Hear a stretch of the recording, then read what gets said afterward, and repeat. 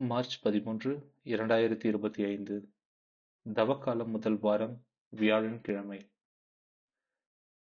முதல் வாசகம்.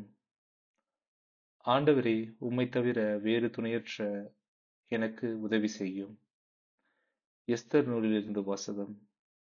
அதிகாரம் 4, இறைவசனங்கள் 12-14 மற்றும் 23 முதல் 25.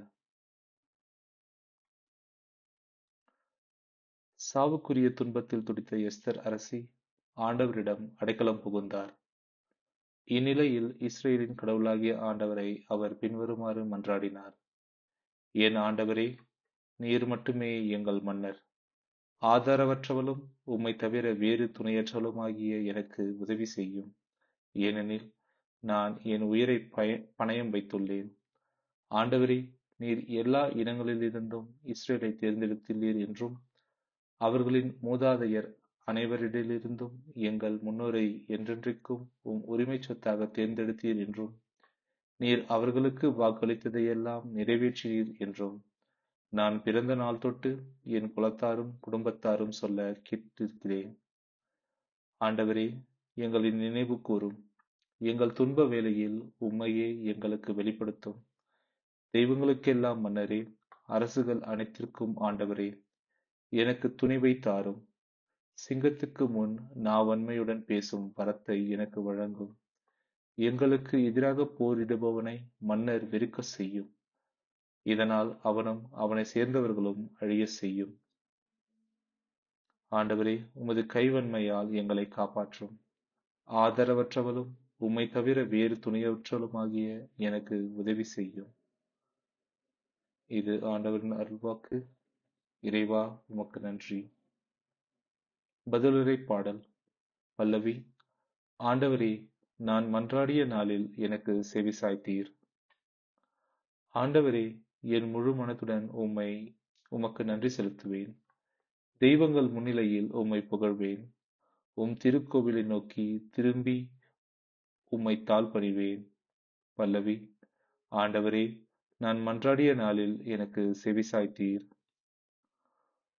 உம் பேரன்பையும் உண்மையையும் முன்னிட்டு உமது பெயருக்கு நன்றி செலுத்துவேன். ஏனெனில் அனைத்திற்கும் மேலாக உம் பெயரையும் உம் வாக்கையும் மேன்மையுறச் செய்துள்ளீர். நான் மன்றாடிய நாளில் எனக்கு செவிசாய்த்தீர். என் மனதிற்கு வலிமை அளித்தீர். பல்லவி. ஆண்டவரே, நான் மன்றாடிய நாளில் எனக்கு செவிசாய்த்தீர்.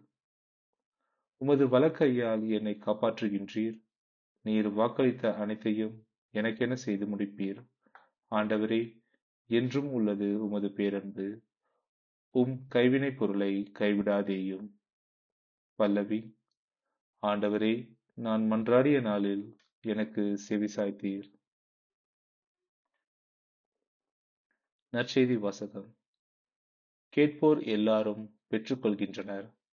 மத்தேயு எழுதிய தூய நற்செய்தியிலிருந்து வாசகம். அதிகாரம் 7, இறைவசனங்கள் 7-12 முடிய.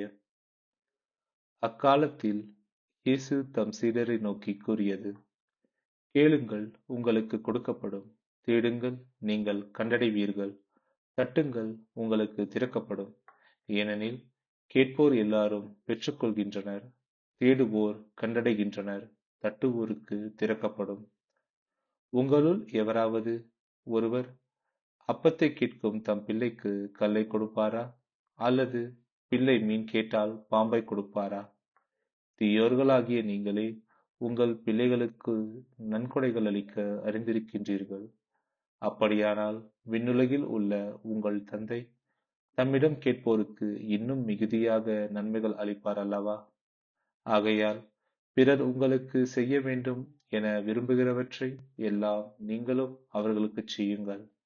இறைவாக்குகளும் திருச்சட்டமும் கூறுவது இதுவே. இது ஆண்டவரின் அருள்வாக்கு.